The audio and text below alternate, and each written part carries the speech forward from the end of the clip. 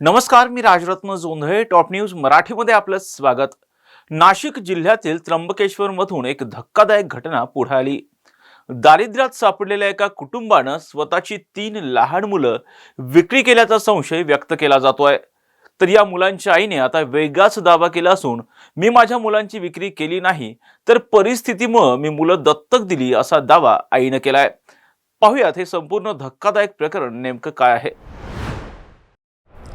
नाशिक जिल्ह्यातील आदिवासी बहुल भाग असलेल्या टाके देवगाव जवळील बर्ड्याची वाडी परिसरातून एक धक्कादायक घटना पुढे आली.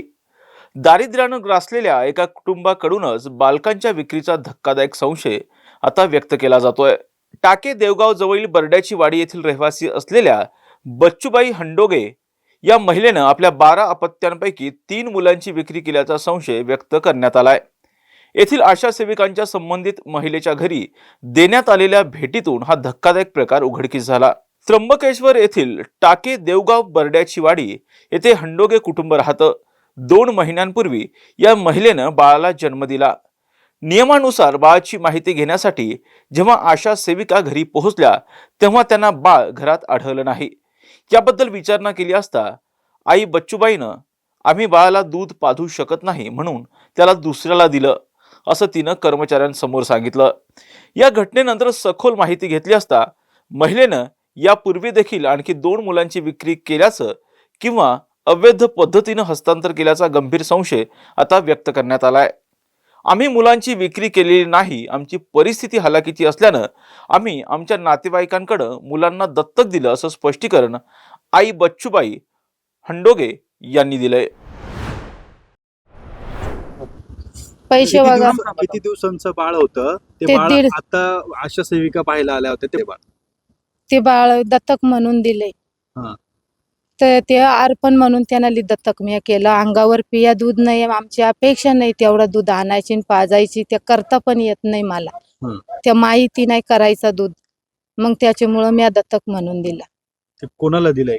ते खंडवी म्हणून दिला त्यांना दत्तक म्हणून. तुमच्या ओळखीचे? हा, आमचे भाऊबंदाच आहेत ते.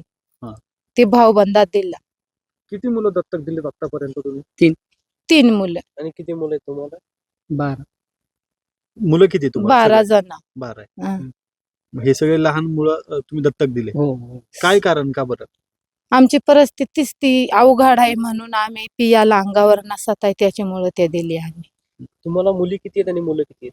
मुलं 5 आहेत. म्हणजे 6 मुलं होते ना, त्यातून एक इकडे खंडवेन नेला, 5 माझ्याकडे आहे. अच्छा. आणि मुली?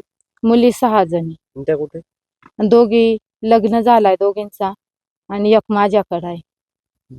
आणि एक आमचे सोबत माणूस आहे ना, यांच्या घरी एक आहे आणि एक वाळीरीला आहे आणि एक स्थानिक वृत्तवाहिनीवर प्रकाशित झालेल्या एका बातमीनुसार घोटी पोलीस स्टेशनच्या हद्दीमध्ये टाके देवगाव याच्या हद्दीमध्ये येणारे बर्ड्याची वाडी या ठिकाणी राहणारे हाडोगे म्हणून कुटुंबीय आहेत. त्यांच्या कुटुंबापैकी काही मुलं ही बाहेर इतर ठिकाणी विकली गेलेली आहेत अशा स्वरूपाची ती बातमी होती. या बातमीच्या आधारावर पोलीस स्टेशनचे अधिकारी आणि आम्ही सर्व त्या ठिकाणी जाऊन प्रत्यक्षात चौकशी केली. ते सर्व कुटुंबीय यांच्या बाबतीतली माहिती घेतली. कुटुंबामध्ये एकूण 12 मुलं आहेत. त्यापैकी एक मयत झालेला आहे. आता 11 मुलं आहेत. त्या 11पैकी 3 मुलं हे 3 ठिकाणी वेगवेगळ्या कुटुंबाकडे सध्या दिलेली आहेत. ज्यांच्याकडे ती दिली होती त्यापैकी 2 कुटुंब हे आपल्या जिल्ह्यामधील नाशिक जिल्ह्यातील असल्यामुळे ते आणि त्यांच्याकडे ज्यांना सांभाळण्यासाठी दिले होते त्या लोकांना सुद्धा परत आणलेलं आहे.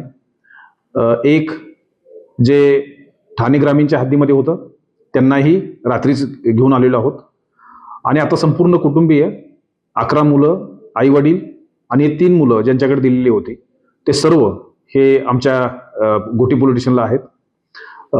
चाइल्ड वेलफेअर कमिटी याचे सदस्य त्या ठिकाणी आलेले आहेत. आणि हे संपूर्ण प्रकार काय आहे, कशासाठी मुलं दिली होती, त्याचा उद्देश काय होता, याबाबतची सविस्तर चौकशी ही चाइल्ड वेलफेअर कमिटी सध्या करत आहे.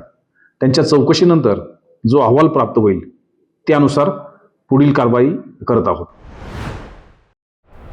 प्रशासनानेही या गंभीर प्रकरणाची नोंद घेऊन समिती स्थापन केली. आदिवासी भागात मुलांचे हक्क, गर्भवती व प्रसूत मातांचं आरोग्य यावर मोठं प्रश्नचिन्ह आता निर्माण झालंय. तपास समितीचा अहवाल आणि पोलिसांचा निष्कर्ष आल्यानंतरच या प्रकरणातील मुलांची विक्री झाली की दत्तक मुलं दिली हे स्पष्ट होणार आहे. अशाच महत्त्वपूर्ण बातम्यांसाठी पाहत राहा टॉप न्यूज मराठी. आपला महाराष्ट्र, आपली बातमी. आता जोकासू STP या अत्याधुनिक जॅपनीज तंत्रज्ञानाने सुसज्ज, quick installation, energy efficient, noiseless blowers, low maintenance या आणि अशा वैशिष्ट्यांनी परिपूर्ण जोकासू STP तंत्रज्ञान प्रकल्प उभारणीपासून ते विक्री पश्चात समाधानकारक सेवा देणारी, भारताबरोबरच परदेशात देखील प्रकल्पांची यशस्वी उभारणी करणारी company Deccan water treatment private limited.